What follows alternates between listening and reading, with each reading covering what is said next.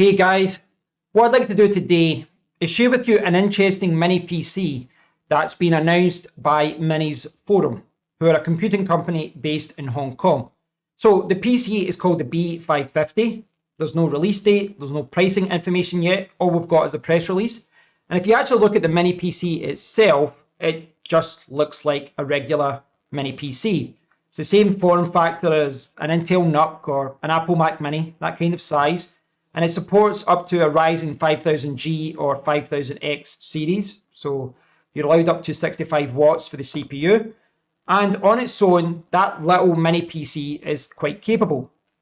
But at the side of that mini PC is a little expansion port. And that allows you to connect to an expansion dock. And that expansion dock supports a power supply and a graphics card. So effectively, it kind of acts like an integrated eGPU, or I guess it's a Frankenstein ITX build, depending on how you look at it.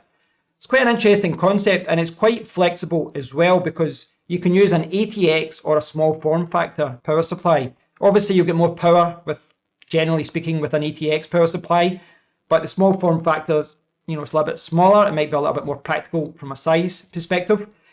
The graphics card connects to a PCI Express X16 slot. Now, when I first saw this announced, I thought, would PCI Express 4 not be better? But considering the CPUs that this supports, I think PCI Express 3 is more than sufficient.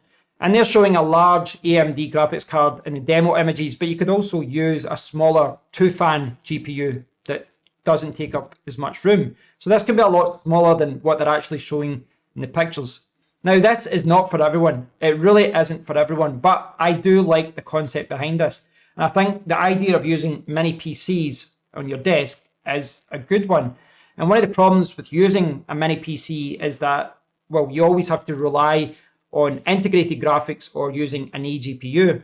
And I've got an eGPU and they're huge. So I love the idea of connecting a graphics card easily without having the size and all the driver issues that you might have with an eGPU.